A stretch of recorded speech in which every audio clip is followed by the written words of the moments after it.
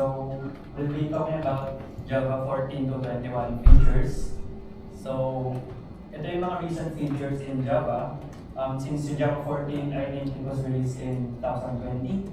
So the mga topics here might be new to just show fans lang. Sino ba yung nakagamit na ng features like instance main methods, unnamed classes, or string classes? Meron ba here? Okay, so this is fairly new. I'm going to talk about mga Java new features from 14 to 21. And there are actually other topics na related sa recent features like you might heard about virtual threads or structured concurrency. Pero for beginner friendly, we'll start with these features muna. And then maybe in the next bootcamp, we'll talk about much more advanced features in Java. Okay, so before we start, I'd like to introduce myself. So I'm one of the leads then of Java Studio Philippines alongside Tristan. And I'm currently working as a freelance developer. But before I worked at corporate jobs then such as IBM or Oracle and also at Maya. And I'm also an avid open source contributor. So currently I'm active in contributing for LangChain4j. So if you know about LangChain, it's a generative AI framework. Pero meron siyang Java version, which is LangChain4j. So, and at the same time, also contributing, organizing other JavaPH meetups. Yeah, so let's start with JEP 445. So if you don't know about JEPs or Java or JDK enhancements proposals, these are proposals. These are features na created by Java designers to improve your Java functionalities. So Java versions. So you might be seeing JEF or JEP in Java versions such as Java 14, Java 16. Meron siyang mga JEPs related. So one instance of JEP or JDK enhancement proposal is JEP 445, which aims to simplify yung Java programs or Java programming, especially for beginners. So I remember back in college then, when I was first learning about Java, when I see yung public static void main in a class, nagugulan din ako. Like, I'm thinking to myself, para saan ba yung public, para saan ba yung static or void? So why not just make it one simple method like void main, right? Or like sa Python, you might see def main, right? Or sa C++, int main lang siya. So in Java, baka you might be thinking, bakit kailangan may mga complex structures already? So this is where JEP 445 comes in. So for JEP 445, it introduces instance main methods. So instance main methods removes the need for static, public, or string modifier or parameters. So in that case, hindi mo na need problemahin yung mga complex structures or complex definitions such as static or public modifiers. So you can straight off the bat use void main method definition. So this one simplifies the entry point to a program, especially to us beginners. So if you have both the traditional public static void main method and also yung instance main method, yung traditional version will take precedence.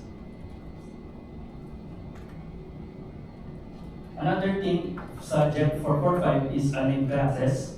So for unnamed classes, this is useful again for standalone entry point programs kasi it removes the complexity of creating a class. Kasi when you think about Java, it's more fun OOP, object-oriented programming. So it revolves around classes. So when you're going to create a simple program now, you have to create a class pa, right?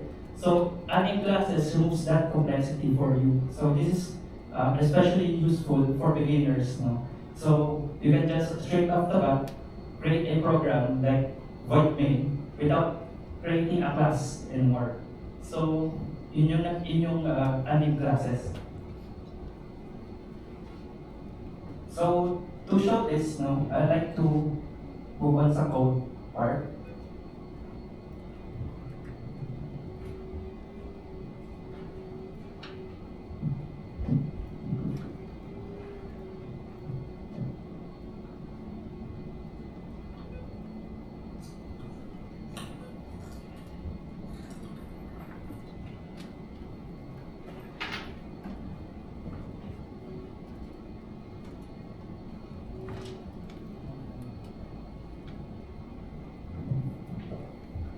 Hello, hello. Okay, so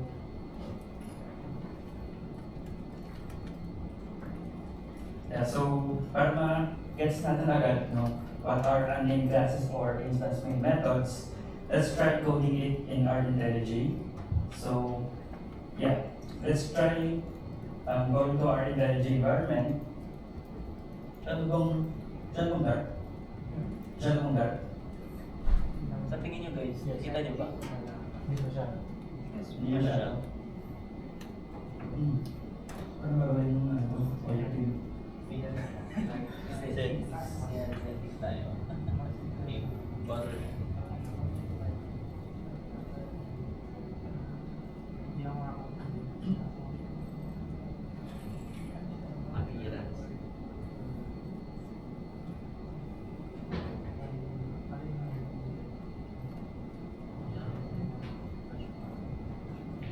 Ayan. Medyo sanay kasi ako sa Okay, guys. mode. Yes. Okay. Okay, so Like the font figure. font Font figure.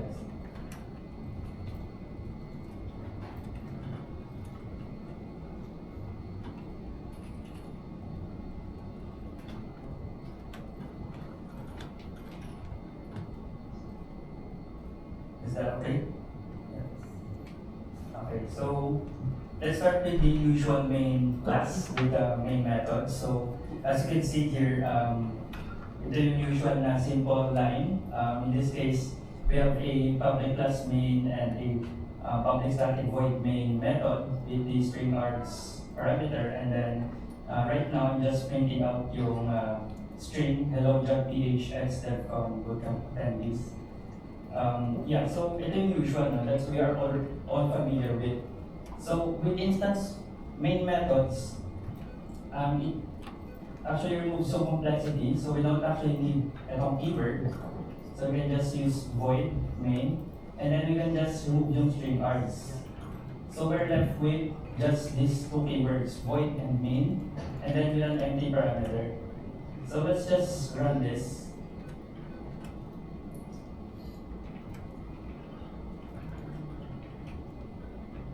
So yun, it effectively prints it out. So also, I'd like to point out that I think Azul Zulu version 21 yung version. So to make sure na we're on the same version, kindly check yung project structure. So you can go to files and then project structure. And then be sure that the language levels in modules is set to 21 preview. Which includes the string templates and name classes. Or you can also use 22. And also make sure that in the project, the SDK is set as Azul 21.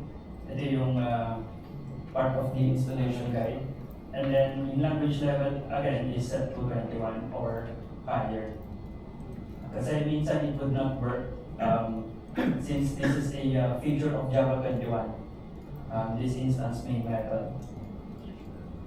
So, yun, it effectively simplifies yung method definition of the main method as our entry point. Yeah, so that's a instance main method. Now we go to unnamed classes. So in this case, medyo verbose pa rin siya, no? Kasi one of the myths or one of the I think yung mga narinig ko from students is that Java is verbose, no? So very wordy yung Java. So they find other languages such as JavaScript or Python easier since hindi siya verbose. No? So ito yung parang response ni Java, especially mga Java designers, to simplify yung syntax and yung verbosity ng Java as a response dun sa other languages such as Python. So, another way, no, kasi medyo verbose pa rin siya. So, you can see, meron pa tayong class that we need to define, no, aside dito sa void main. We can actually remove yung public class main. So, we can actually cut ko lang daw. I'm just going to cut this. And then I'm going to delete yung public class main, pati yung package. So, in this case, I'm left with this just main method. It does 3 lines lang. So let's just run this if gagana ba. Ayun, so again, it also runs. No? So this is what we call as unnamed classes. So we don't define a class anymore or a class definition. The Java compiler will do that for us. No? So behind the scenes, it will use yung file name ng Java class, which is currently yung main.java here. Yun yung gagamitin niya as the name of the class. And behind the scenes, it will create a class for us. No? And to actually see that, we can actually see that in the target folder. So if you go here sa target folder, by the way, wala siyang package. No? It's an unnamed package. No? Kasi it's a requirement that you don't add a package to unnamed classes. No? So mag-error siya you add a package. So it should be in a unnamed package. So if we check yung target and then classes, and then we check yung main class, ito siya. So ito yung decompiled .class file that was generated by the decompiler. So depende to sa decompiler. So in this case, IntelliJ Fernflower decompiler, ito yung na-generate na class file. So we can see that the class file na na-generate from this unnamed class. So ginawa ni Java compiler, it created a class na final, so you cannot extend it. And it also created a default no-args constructor. Tapos it will then has this main method. So in this case, yung main method, nasa loob pa rin siya ng class, no, behind the scenes, but ina-abstract lang siya ni Java for us with this unnamed classes feature. So other than that, we can actually define mga instance variables. So we can actually define something like a string name.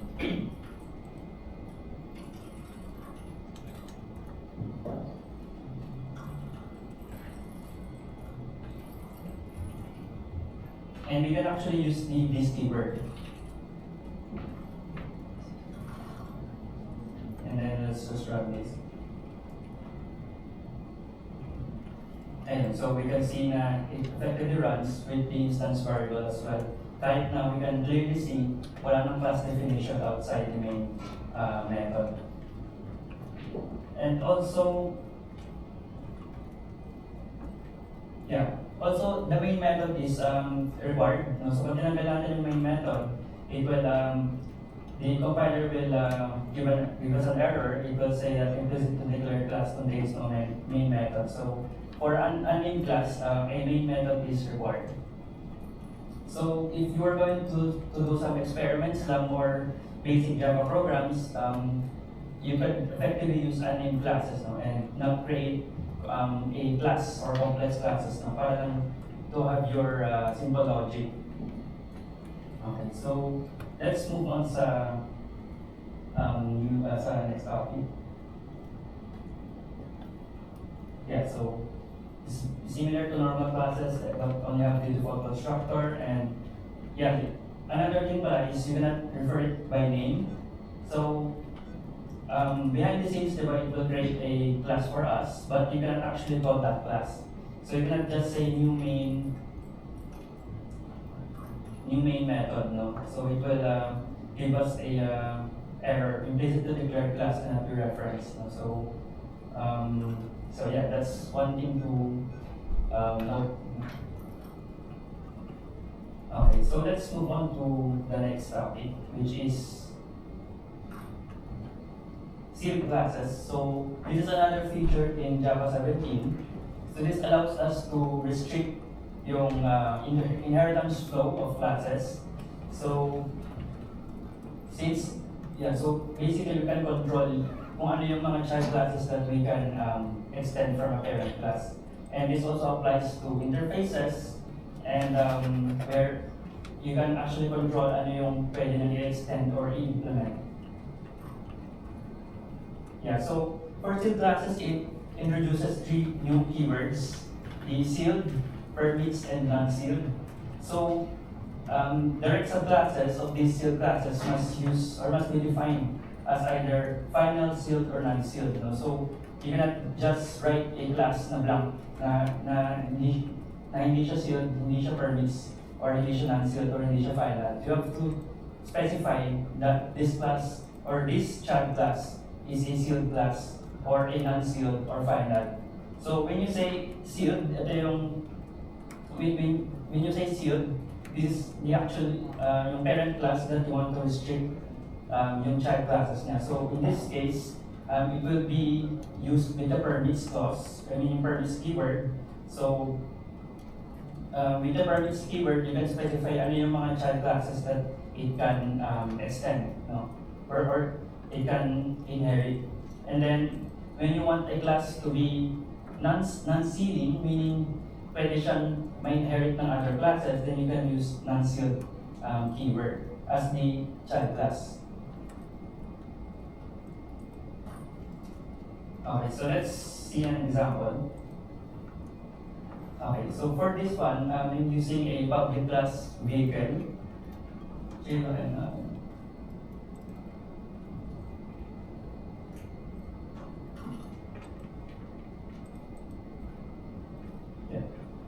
So in this case, I have this usual public class vehicle. Kahit wala man akong attributes. And then, if I want to make this sealed class, I will add the keyword sealed. And then it will give me an error because it will need a permits keyword. No? So the sealed class must have subclasses. So I need to have a permits keyword such as train or boat. So with these two classes and this permits keyword, I'm effectively saying I want to declare a vehicle class, pero yung child classes lang niya can only be train or boat. No? So any other class, hindi siya pwede gamitin as a child class of vehicle. No? So in this case, we need to declare pa yung train.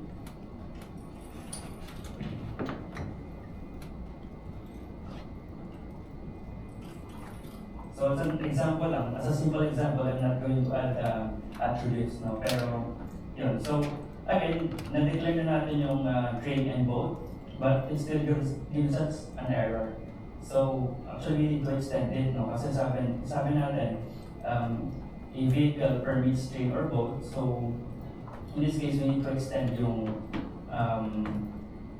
train or boat child class for the parent. So you must directly extend yung error, so we need to extend. And same din sa boat, we need to extend din. And yeah, so feel free pala to copy for this code, no? And let me know kung medyo mabilis. So yeah, so right now we effectively extend yung vehicle class. And then, yeah, so ito yung permitted nyo ngayon, and then we're extending yung train and yung boat from vehicle. Pero right now, we can see it still gives us an error now. So in this case, we can see that modifier sealed, non-sealed, or final expected. No? So this is what I'm saying earlier, that you cannot just leave a blank here na you can just say public class boat extends vehicle. You have to specify kung non-sealed ba siya, meaning other classes can also extend both, or you can define it as final, meaning no other class can extend yung both. Kasi when you have a final class, hindi na siya pwede extend, right? And you can also set it as a sealed class ulit. No? So in that case, need mo ulit maglagay ng permits keyword na and to specify ano ba yung mga child classes that pwede siyang i-extend. Okay, so in this case, I'm just going to use non-sealed, meaning other classes can extend train. Yes, and then for both naman, for both, I can just say sealed. And it will give us an error since we need to use yung permits. Again, so you can just say sabihin natin motorboat. So this can this can go on and on, no? Para you can control yung inheritance hierarchy. In this case, you can also use final. Pag final, you cannot extend yung boat since we define it as final. So in this case, try natin motorboat extends boat. And you can see that it has an error since final siya, so we cannot extend it. And likewise, if I want to extend vehicle, we can see sa vehicle that it gives us an error. So motorboat is not allowed in the sealed hierarchy. This is because yung pinarmit lang natin ng classes is just training boat, hindi yung kasamang motorboat. So in this case, we were able to restrict yung what classes are able to be or what classes yung mga pwedeng gamitin as a child class for the parent class. And this can also work with interfaces as well. So we can say drivable. Yeah. And we can say this is a sealed interface, drivable, and then we can say permits, sabihin natin towable, or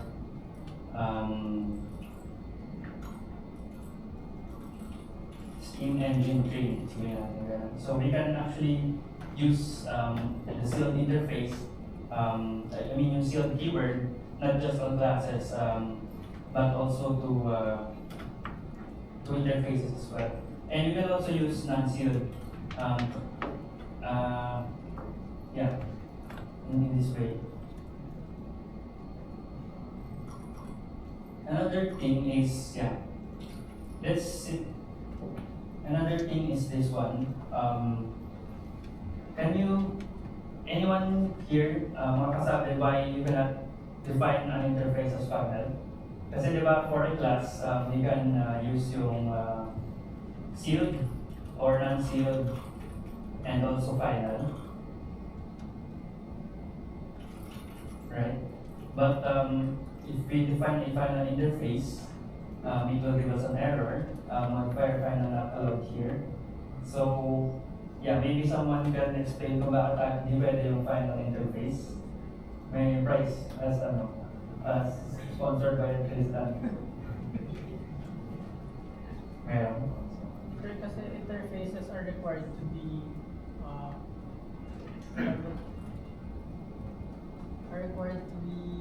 Implemented. Implemented. Yes, sir. Yes, okay. Correct. So, notepad. So, so notepad, courtesy of the beacon. So, correct. You cannot define an interface as final since yung purpose ng interface is to have other classes implemented or have other interfaces extended. So, But we can actually use sealed classes, sealed keyword then, either on classes and or interfaces. Okay, so let's move on to the next topic again. Before pala yun, I have a simple activity lang.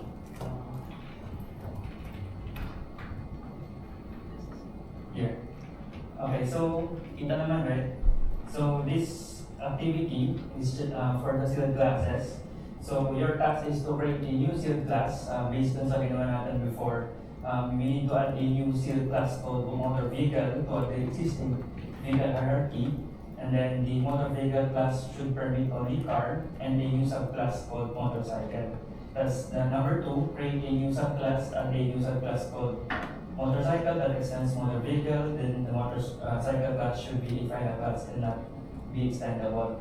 And then we need to have a overridden method, so you can implement yung move method for the motorcycle class. Okay, so kung sino mauna and then correct, again, may price ulit, courtesy of Christian. So, yeah. So, you can use yung hierarchy natin currently. The currently hierarchy. So, yeah. So again, this is the actually ano.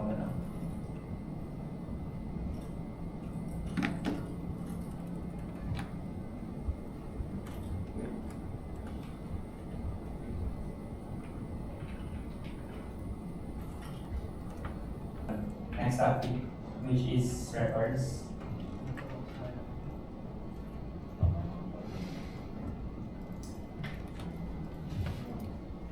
Yeah, so records, this again is an alternative to civic classes and a new addition mentioned to Java, Java 17. So records, these are actually transparent, immutable data carriers. So what that means for immutable meaning you cannot change yung state ng class. Kasi we're all familiar sa a class. It has a state and a behavior, and then we usually update yung state and add behavior to the class.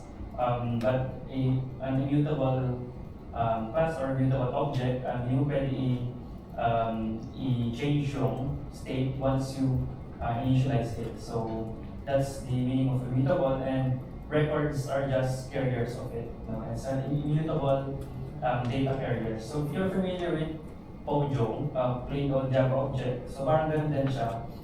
It basically just contains data, but it is also immutable. So you cannot change yung state niya once it is once yung values niya are set. So they are useful sa, for example, if you want to get a response from an API, or when you want to create, or when you want to fetch something from a database. So alam natin that you can change that value. No? Kasi if you change that value, it will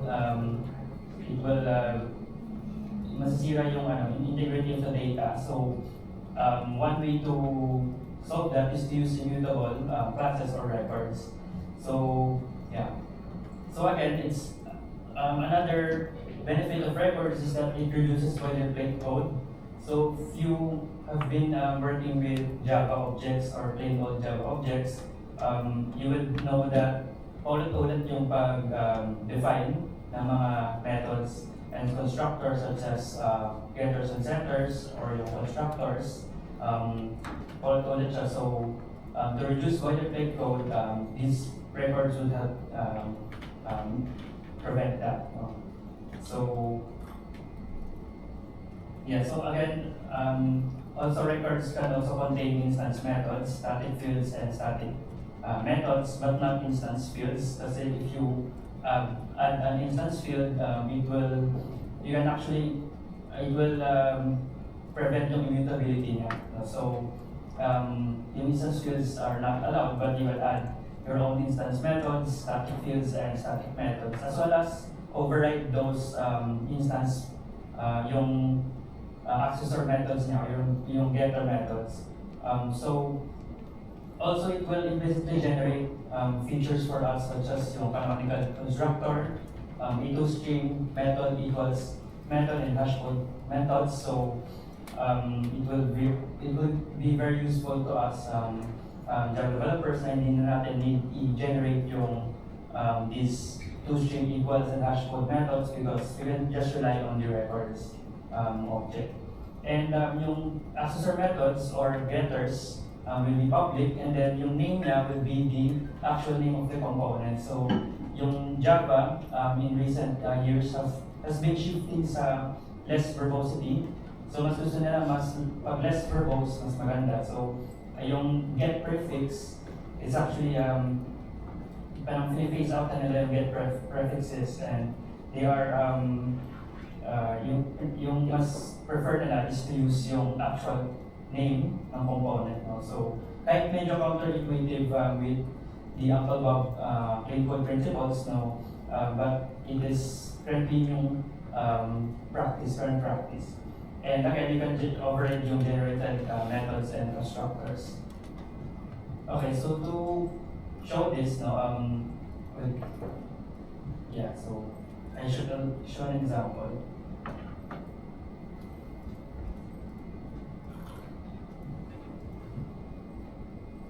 Just going to close yung mga previous classes. Okay, so yeah, so ito yung traditional Pojo that we're used to seeing. So in this case, I have a user object, public final class user, and define it as final so that cannot be extended. And basically, it's an immutable class. So this is yung traditional way of creating an immutable class. So as you can see, meron siyang instance variables such as username, email, and yung birthday. And it has yung validation, usual validations, such as yung check if not or blank yung username, it will throw an exception. And then we need to initialize pa yung fields here.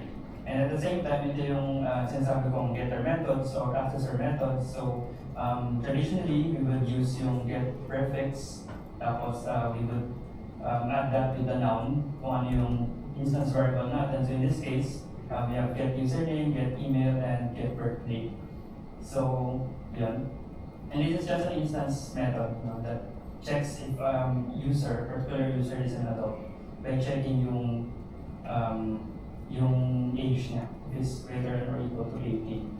And it has yung two-string methods, equals, and hash code. No? So usually kasi when we're defining these Pojo classes, we would use yung generate method ni J, so we could just generate ang mga methods.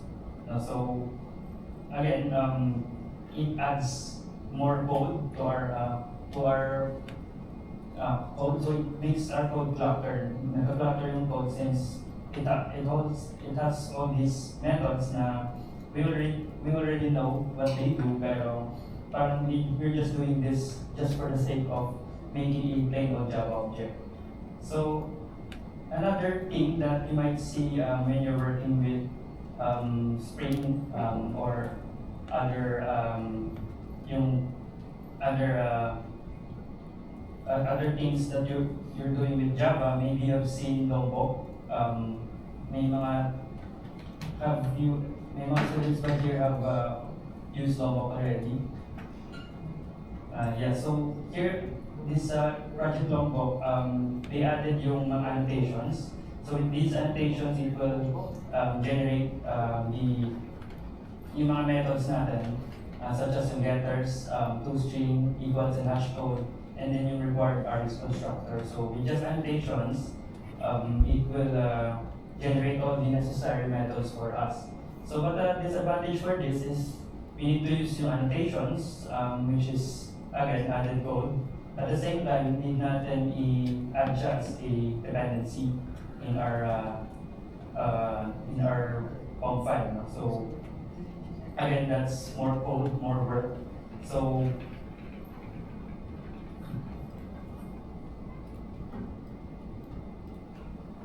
yeah, so one way to solve that is to use just records. No? So you can see marami siyang lines. No? So we can just use records. Yeah, so to define a record, very simple lang. We're just going to define public and then record and then the user. Tapos let's just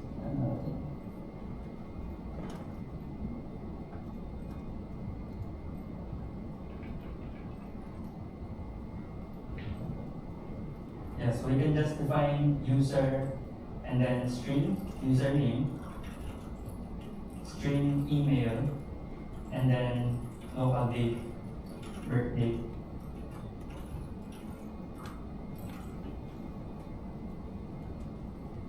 And just like that, Oh, set your package name. Yeah, so just like that, we were able to create a record. So in this case, one-liner lang siya, no?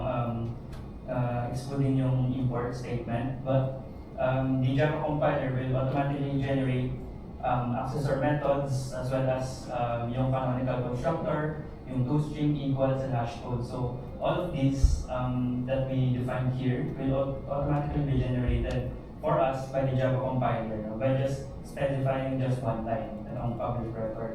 So that's very helpful kasi again, it reduces boilerplate code, no? And we can just define multiple one-liners instead of defining huge classes or using annotation-based methods. So yeah, so it's a huge help now. So again, you can override yung constructor.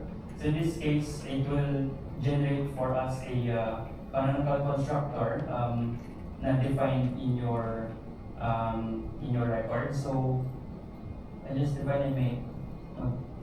Just define a main method. So in this case, I can just define my user record.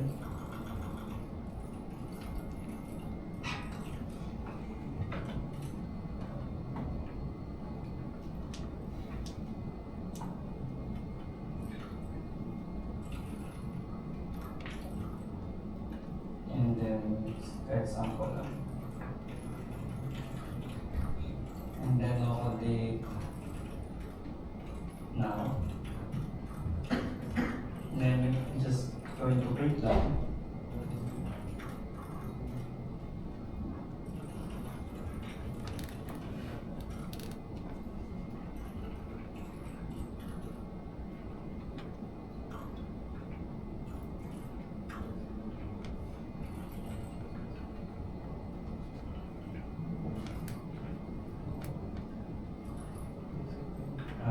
Going to print on the hash code. So as you can see, when I press yung dot operator, you can already see marami ng classes that it already generates for us. So you can already see meron siyang toString, hash code, again.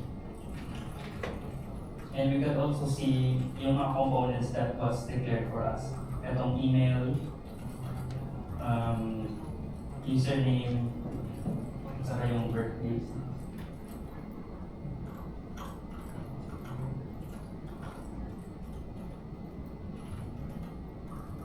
So in this case, di tayo define ng methods, right? We're just defining this one line, and the Java compiler will automatically generate those methods and accessor methods for us. So parang equivalent siya nito ng traditional way.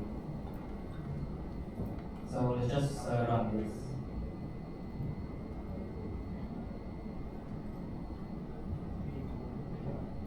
And so it gives us yung output with no errors. And as you can see, it automatically implements yung toString method. So meron na siyang string implementation. So we don't need to implement yung toString method. And then effectively, it gives us a true value kapag compare natin siya with the equals method with another record instance with the same values. And then it has already a hash code, and it also gives us yung accessor methods that we can call directly. Other than that, if you want to add yung validations, kasi currently when we check yung record class here sa target again, which is yung compat class in that class file, you can see that ito yung na-generate na methods ni Java. So you can see it creates a constructor for us, existing constructor na siya na nag-initialize, and at the same time it also gives us yung accessor methods. Okay, so but what if you want to add validations dun sa constructor, such as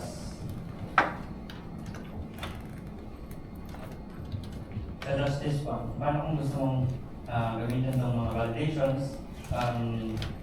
One way to do it is just to copy paste it. So we can just use a constructor directly.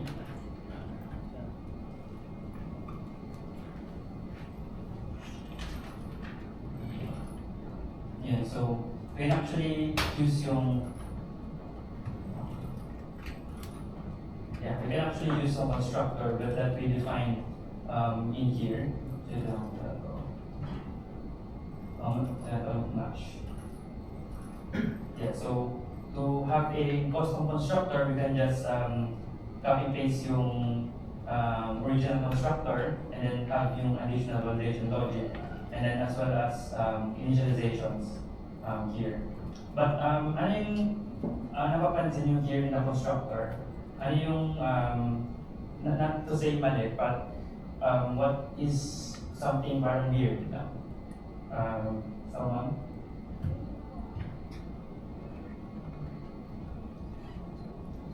Contrary to the record, yung purpose ng records, no? Ano ba yung napapansin nyo from this constructor that we just copy-pasted from the traditional plain old Java object? Okay, so, yeah, in this case, makita natin that we're still having this initialization that we need to specify. So kung marami kang parameters, let's say 5 or 6 parameters, you will need to initialize this in a constructor. All code mo siya initialize. No? So that defeats yung purpose ng records, and yung Java authors or Java designers already thought about that. So they actually found or developed a new way called compact constructors. So you can actually this is actually parang new syntax to simplify the constructor natin. So this would remove yung parameters, at the same time it would remove yung initializations, because automatically behind the scenes the Java compiler would add yung initializations for us, no, without us doing it in here. So IntelliJ actually smart enough to suggest that we can convert this from the canonical constructor to a compact form. So when you click yung convert in this, kasi ito nag-create scale siya, so you can just hover around it, tapos click it. So in this case, this is a compact constructor. Napansin mo nawala yung parentheses and also yung parameters, and then also nawala din yung initialization methods or initialization variables, because the Java compiler will already do that for us. So we can just define yung validation logic inside the constructor kung mayroon kang additional logic, and then yung initialization, si Java compiler na bahala. So yun, we can just check it right here. So we have more user 2.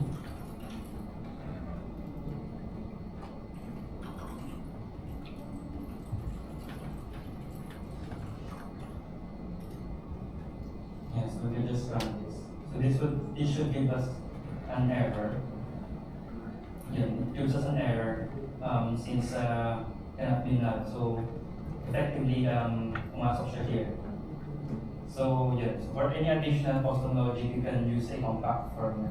So again, I think from 56 lines, we were able to reduce yung code into just like less than 20 lines lang. Actually, ito pwede pa ito doing one-liner. Pero yeah, so that's how records are very, very helpful to reduce boilerplate code. Okay, so yeah. Another activity again. So since meron tayong user record with the username, email, so this is another activity lang to create a post record naman.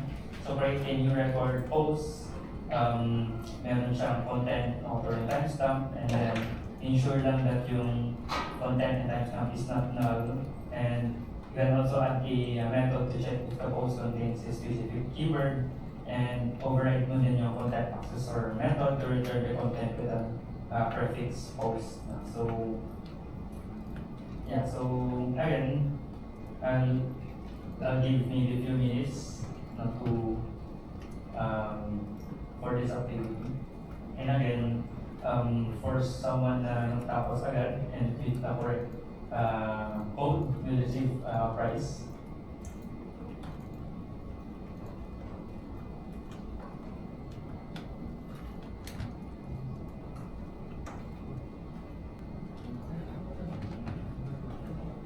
Ayan. Maganda sa constructor. Okay. Would you mind ba sharing your work?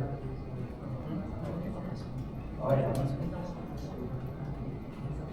Sige, ilan your laptop? Kailangan mo lang makita. Kailangan mo lang makita. Check mo na.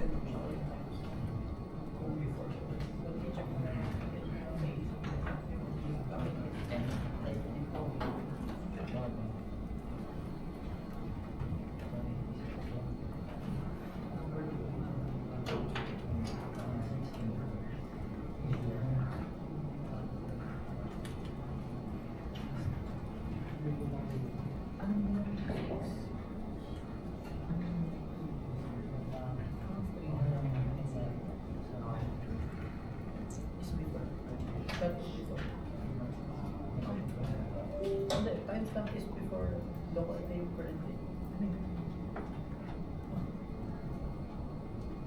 Nakikita niyo. Change na.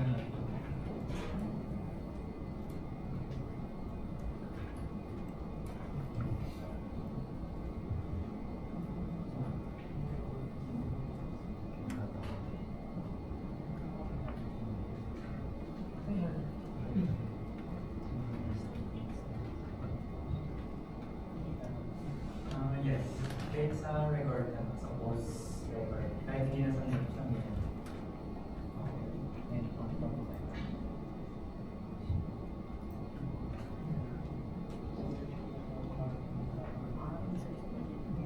Okay, so yeah, I think yeah, for example, private guys.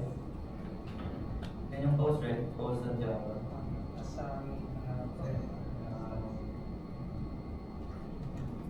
Okay, so kahit walang instance method, I think, yeah. So the same content and then they're using user.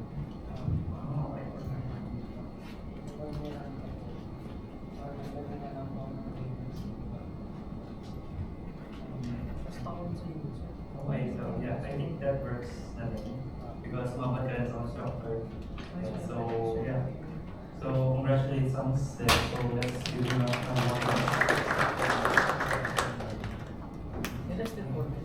And for the ba ito, you can avail na 100 pesos sa Starbucks voucher.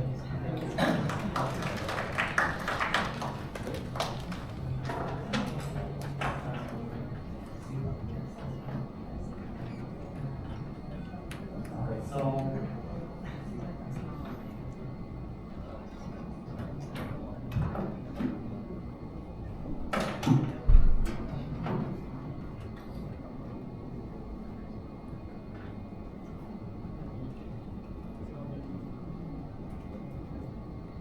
okay, so yeah. So let's proceed na dun sa next topic.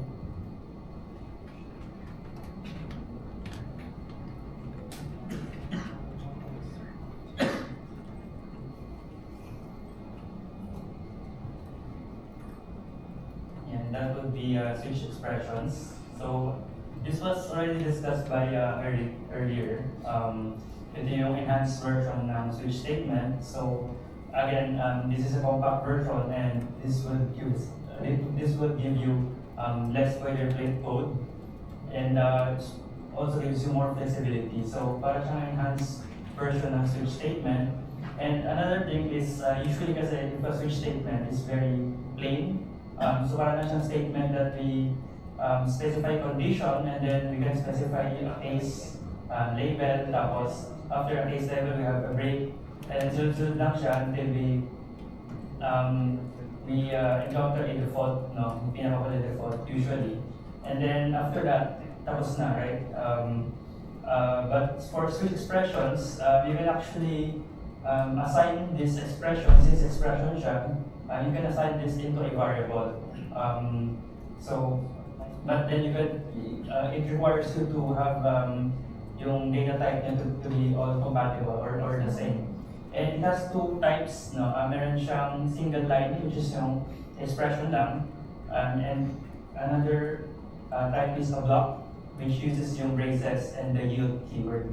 So yung expression type just uses yung arrow operator. So previously, no, sa Java, before switch expressions, yung arrow operator is just used for lambda expressions, right? So yung arrow operator, after switch expressions came out, meron na siyang second purpose, and that is to be used with switch expressions. No? So you can use the arrow operator as well, and then you can also use the braces plus the yield keyword for the block. So this is the comparison between traditional switch statements versus the switch expressions. So we can see yung traditional switch statement, it uses yung switch keyword, case, and break. So kada condition on our switch statement, meron siyang break, no? So again, that will clutter our code, and it introduces unnecessary boilerplate code, no? So in a switch expression, we can just use the arrow operator, or we can house yung condition, yung case label in a block, and use yung yield keyword. And yung traditional switch statement uses a break statement. This is required to prevent fall through because if wala siyang break, it could or all the case labels would result to true. So lahat ng condition mo or all the logic in your case labels would be executed. Whereas for switch expressions, you don't need them because they are independent. Each line or each expression is independent. And switch statement plus return value, since you cannot assign it to a variable, but a switch expression, you can assign it to a variable and can return a value and can be used in assignments. And lastly, ito lang yung caveat niya for switch expressions. It requires a default branch, yung default label, kapag hindi exhaustive yung case labels mo. So all of your case labels should be exhaustive. So lahat ng conditions or lahat ng types should be covered. No? Otherwise, you can just add a default label. Okay, so let's switch sa code.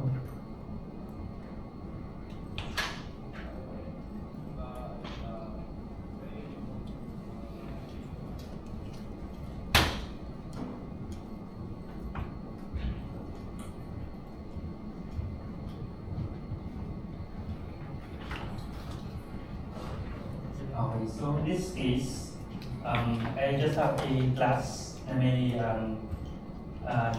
different data structures that we discussed earlier. So in this case, gumawa lang ako ng method that simulates a payment. No? So it will get a message. It will give me a message for a specific payment. So in this case, nag-define ako ng payment type Inum. And this currently, ito siya, credit, Maya, Gcash, and cash. And then I define a record, which is payment, na meron siyang payment type Inum, and yung global amount. And meron siyang Boolean cash voucher. And then inside the class, the switch class, meron siyang main method that uses yung instance method. And this just simulates yung message. No? So in this case, pag maya kasi siya, if it has a voucher, then it will give a discount of 10, and it will also set yung type in e-wallet payment. No, same for credit. If it's credit, it will set yung type into card payment, and then if cash, it will set it to cash payment, and default, it will set it to unknown payment type. And then for the return, I just use a string template. So this is actually a new feature again, string templates, but this will be revamped. So for now, just ignore mo muna yung string templates. Just know that you could use yung variables inside the string for this release. No? Kasi in the new release, they will redesign yung string templates. No? So yeah, let's just run this no, para na makita natin yung output. And so it just returns yung string process payment of amount with yung type that we defined here. Tapos in discount na which is 10% kapag mayaw and meron siyang voucher. And 0 for the others. Okay, so in this case we're using yung switch statement na traditional. So as you can see, for each case, meron siyang break, no? And it's very, parang siyang cluttered, no? Kasi parang siyang, mukha siyang legacy code, no, for me.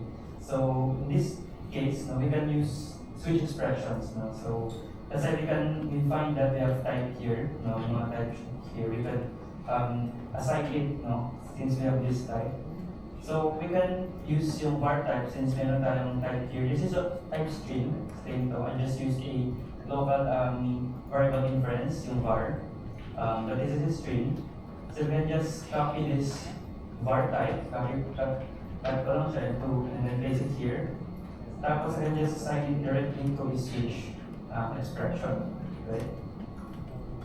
So in this case, nag-error siya, no, since this parang combination siya ng switch statement and expression na. So we need to convert this into a switch expression. So to do this, if I can just use the arrow notation. So, and then remove natin yung mga breaks kasi we don't going to be needing them.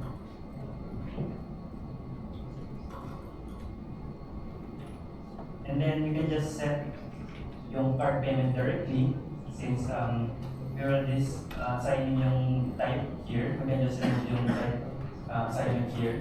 So we can just do that directly. And then for Gcash and Maya, since both are referring to the e-wallet payment, we can just use comma. So comma and then yeah, for this one. So we can use the comma to have multiple case letters as opposed to using multiple columns. So in this case, multiple lines siya, no? Kasi this is just one line. Cash payment and then default. Just one line, right? Using this, using yung keyword.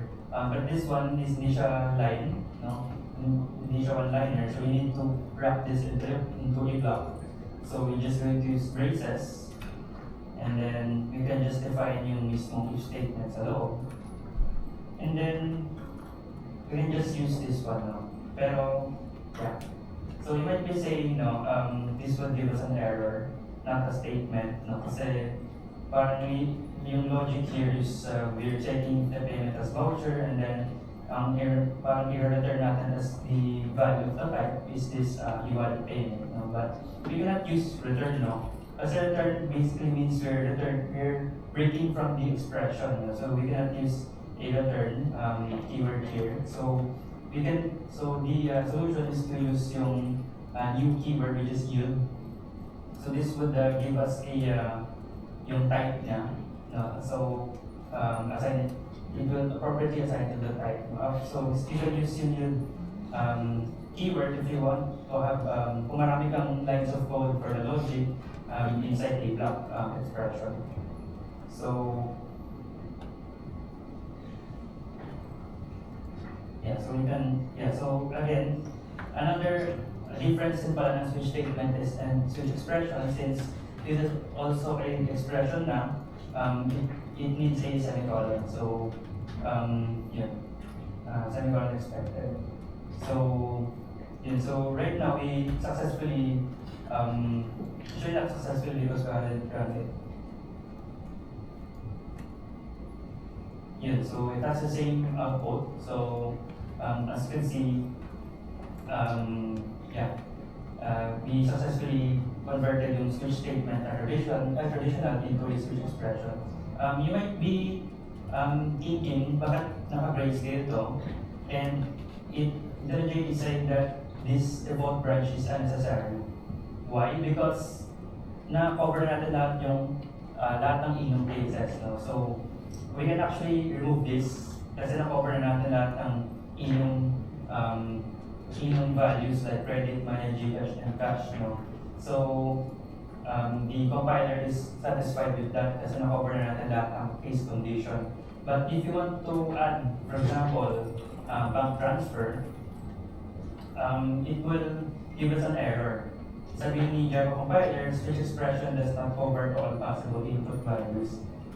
We can then use a default, or we can then add another case, current case bank transfer. So it depends on your specific use case. But later we will be seeing another way then. Yeah, so yes, just keep that in mind. And another thing then is we can also use null. So we can just use null payment. So if the payment type is null, we can just use null. Kasi before, yung switch statement is limited lang siya to string, to primitive types excluding long, to enum values, and yeah, I think yun lang. Right? Pero for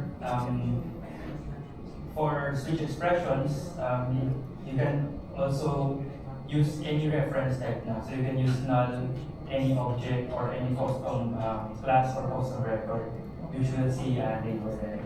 Yeah, so that's switch expressions. Not exercise for that because I think I don't have more time left. But yeah, so we can just move on to the next topic, which is pattern matching. So pattern matching in Java, is again, nag-lesson siya ng boilerplate code because it simplifies the process of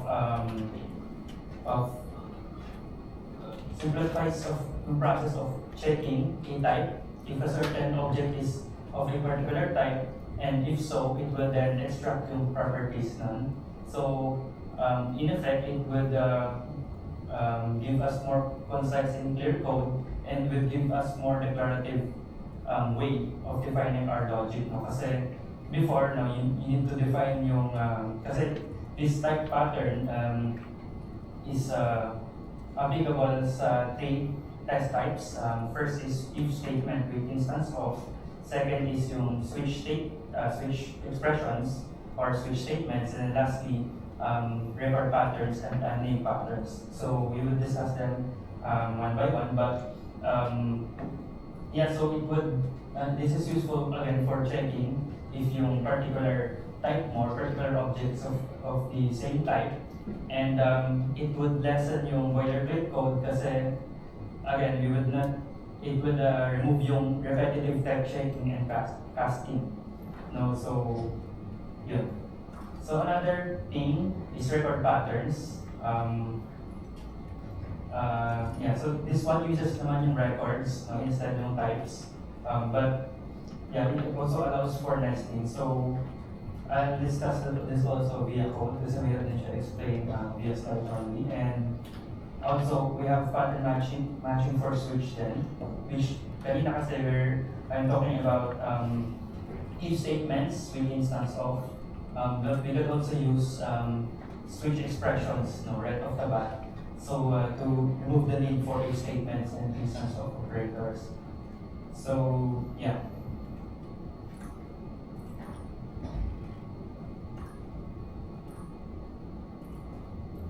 So let's head over to code.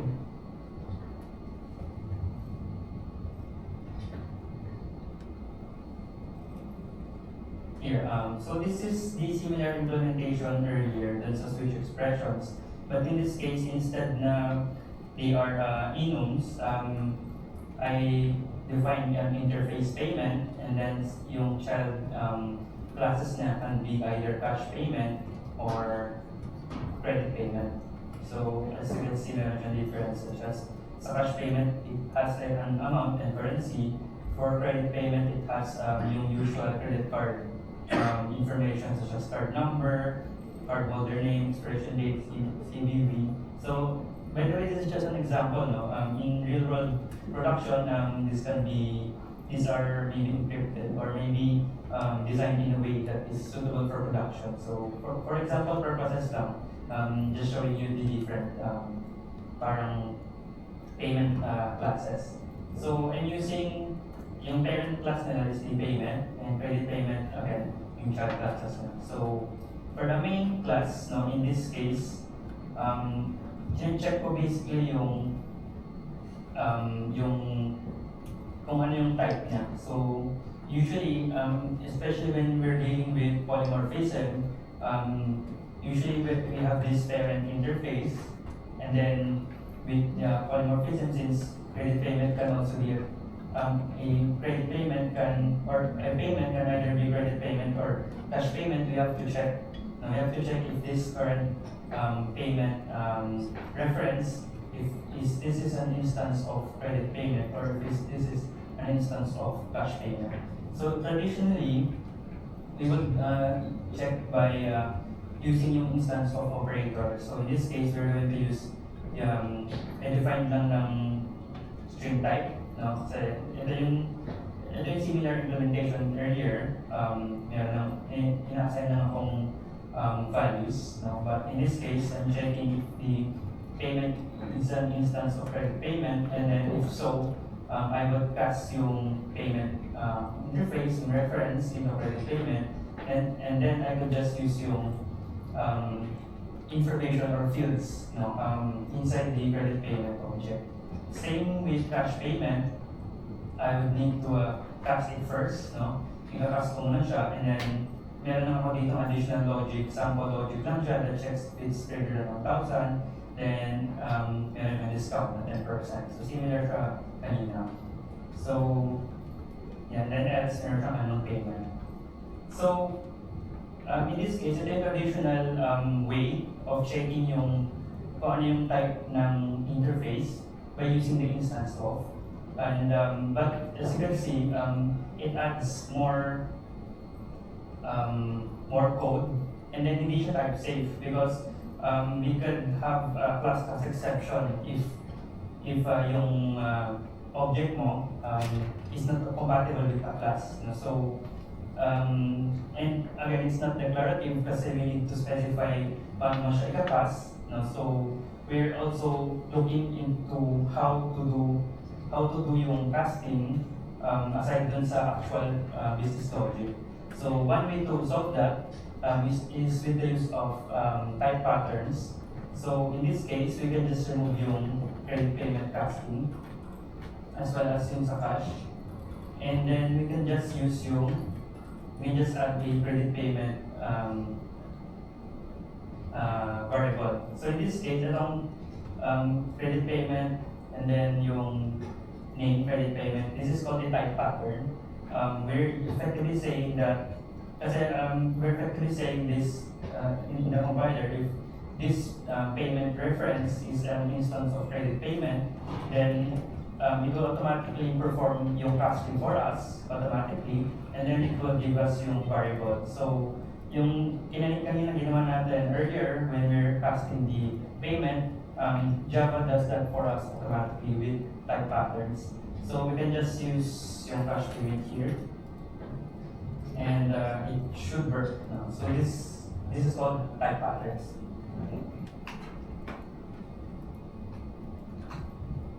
Ayan, credit payment, kasi ito lang yung print ko. Okay. So this is called type patterns. Another thing is, let's see slide. Yeah, we can also use record patterns. So in this case, kasi ito is just a type pattern, usually for classes lang siya.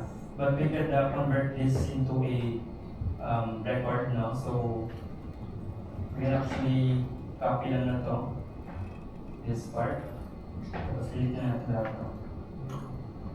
And then you can just say record. And then add na natin na parentheses here. And then cash payment, I can just give this. Tapos record. So effectively, we have same hierarchy. Pero in this case, yung child classes na is a record na. So I think this is much more cleaner, no? And at the same time, it's inherent with data-oriented programming. So yeah, so in this case, nagka-error siya since we're still using yung prefix ng getters. Obviously, we need to change that to the modern way of naming. And yeah, so in this case, we're still using type patterns, but in this case, we can use record patterns na. So for record patterns, napansin nyo, right, meron siyang when we're defining itong object, we still need to call yung amount, or we still need to call yung currency. So hindi pa rin siya ganun ka-clean kasi we're still calling methods, no, from an object repeatedly. So we can still refactor this using record patterns, and the way to do that is to just define yung components natin here. So we just use yung components here.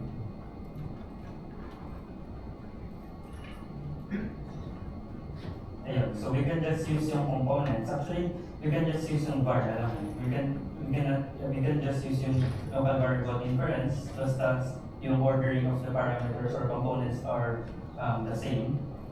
And then we can directly get yung amount here. So di natin need yung object. No?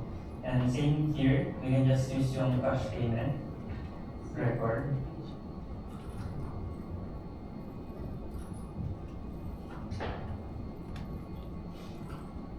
So in this case, we can directly use yung amount without ever calling yung object.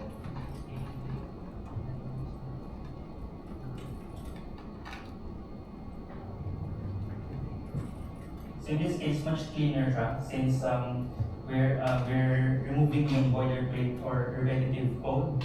And yes, this is called, itong line is called record pattern. Okay, so lastly, these are record patterns. They also allow for nesting. No?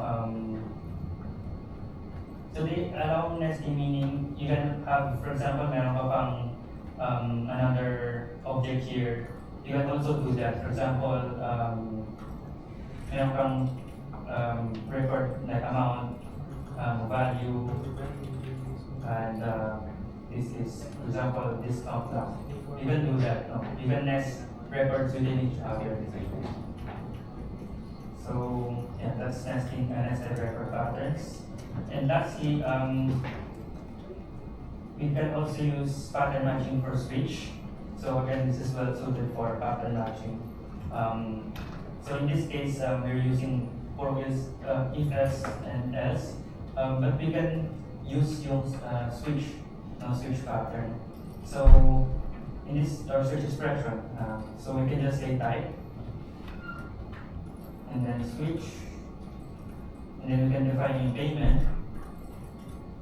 And then for each of these, we can define yung record pattern, so case, and then we're just going to copy paste this one. And then,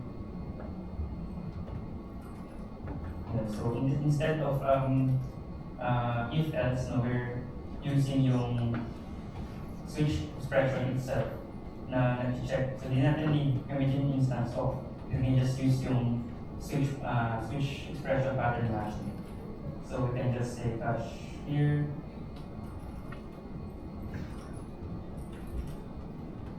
Sorry. And then this will be blocked, tapos may checking here, right? you can just yield.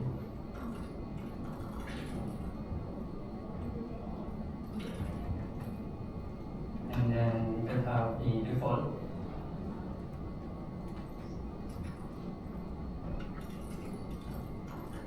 Unknown payment. And then don't forget the semicolon. So yeah, so from using instance of and multiple if else, you can just use switch case now. So ito actually the combination of these tong records and pattern matching constitute yung data-oriented programming. No? Kasi that's another alternative to the OOP. So I recommend that you since time, I recommend that you read about data-oriented programming by Brian Getz, who is the architect of Oracle. So this is a nice screen explaining about data-oriented programming. So yeah. So again, we can now use in record patterns, no? But in this case, meron pa rin repetitive or meron pa rin code that is not clean, no? in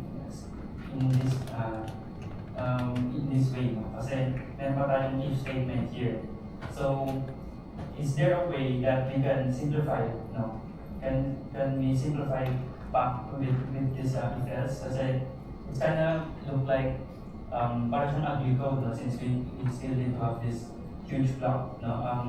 And the answer is yes, with use of guarded patterns. So guarded patterns, we can actually add a condition to our record patterns.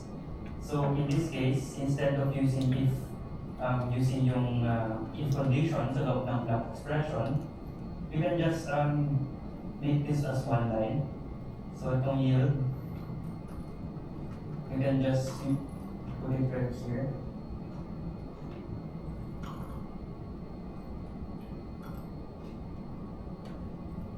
And then you can make use of guarded patterns, which basically you can add another condition to your another condition to the switch case. So that effectively removes yung boilerplate code of using if statements inside block expressions. So you can just use guarded case na natin.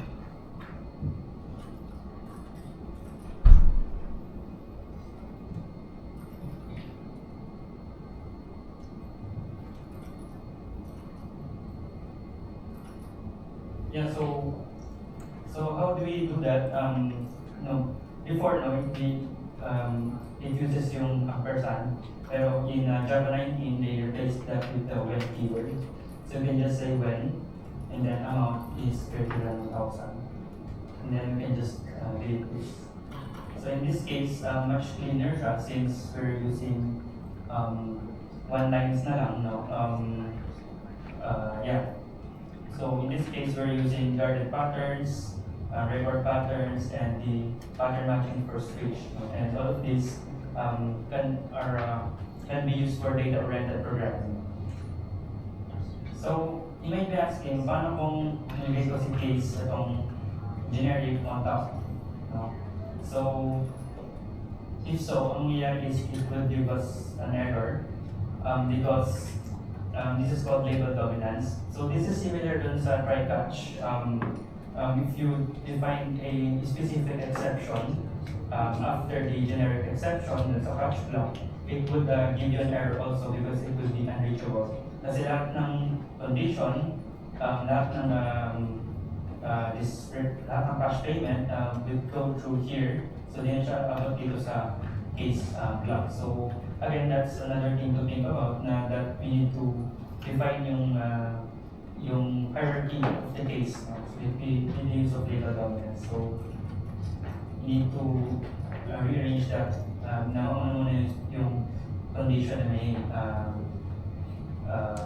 yung may condition with the guarded pattern before the generic one.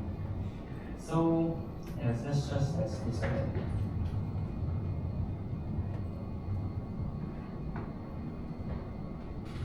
Yeah, so it's still working, and yeah. So again, you can use default here sa loob, but question is, what if I don't want to use a default? No, paano kung ayaw ko gumamit ng default label? So how could I limit yung classes or yung records, no, from in a switch expression? Anyone knows ba? Like how can I still use or paano mapapagana tong code na to without using a default? Kasi it will give me an error kasi it will say that yung switch expression does not cover all possible input values since kailangan exhaustive yung conditions, no? So how could you limit yung how could you limit atong payment interface without using yung default? Kasi pag ginamit mo yung default, it would remove yung type safety. So it would basically parang remove lang yung compound time checking. So it's better now we don't use default, no, and much better to use another method of doing it. So may nakakaalam ba here how do we solve that na without default when we limit yung classes of the payment, yung records niya, given this implementation.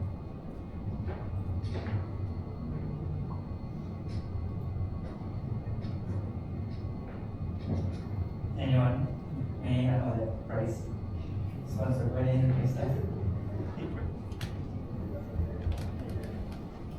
Go about this okay, so anyone here? Pwede po patingin natin ng payments. Payment is this one, interface, tapos meron siyang credit and cash. So, records lang sila pareho, and they implement the payment interface. So, how can we limit yung payment interface? No, such that hindi natin kailangan ng default here. Kasi nahanap nyo yung exhaustive no? So, we don't want to use yung default kasi it would remove type safety checking. So, yun. Meron bang answer or guess lang? Pwede po ba kaya gamitin ng seal plus kanina tapos permit lang po yun? Yes, correct. So, yun. Pwede gamitin yung seal. And then we can permit yung credit payment and cash. So, in this case, wala. So, yun, in this case, we're limiting kasi alam na ni compiler that yung classes or yung mga records that inherit this payment interface. So, ibig sabihin, na-exhaust na natin yung possible classes or yung records that the payment coming or yung payment. So, in this case, we don't need a default na already. So, if we add, for example, nag-add tayo ng bagong payment like bank transfer payment, let's just define this here. So, sample lang. So, if we define this, ulit na natin ito na. If you define another record, you would see na nag-error siya. Kasi it does not cover all possible input values. So, this will give us more type checking. Sa compile time pa lang, we will already see na parang that this code will break. So, as opposed to using default, na sa runtime mo pala malalaman that there is another record. So yun. So that's one way to solve it. Yeah. So let's go ahead sa next topic. By the way, I will give you na lang yung price later on. So, yeah. I think meron pa akong SP voucher and yung notepad.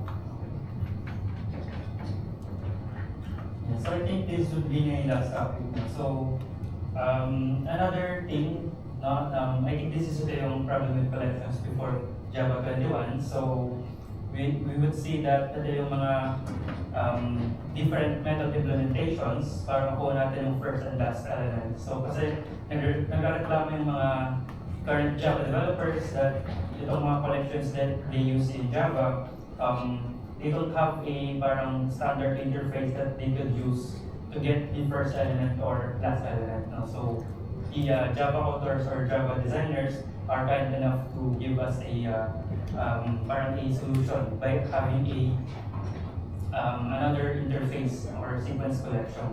So in this case, makikita natin here sa list, when we're getting the first element, list that get 0, and getting last element, list that get list that size minus 1. So it's very ugly yung code kasi still you need to call two methods no, para makuha lang yung last element. Tapos sa deck, which is deck I think is a queue na open end na both ends no, it has methods no, to get first and get last, so it's good for the queue deck na siyang method. But for hash set, you need to use the iterator that next no, para makuha yung first element, pero wala siyang method no, to get the last element, and you have to do it for each loop in for loop para makuha yung last element. But a method, yung talagang one method lang, does not have that currently with the hash set. And also with the hash map, then it does not currently have a method for getting the last element, and yung getting the first element also is very cumbersome kasi marami kang tadaan ng methods, right? So that's where sequence collections comes in. So JEP 431 establishes itong new interfaces. So it gives us a standard interface for having these methods to get yung first element, last element, and also yung reverse. No? So if you want to reverse an array list, reverse a set, you can just use yung methods that were introduced into the sequence collections interfaces. So again, this ensures consistency because hindi niya siya iba-iba yung methods, you can just use the same method. So currently, ito yung updated hierarchy. So in this case, the Java 21 added yung sequence collection that inherits yung collection interface, and then it has a sequence set and sequence map. And currently it has 3 implementations: array list, link hash set, and link hash map. So let's just check yung code.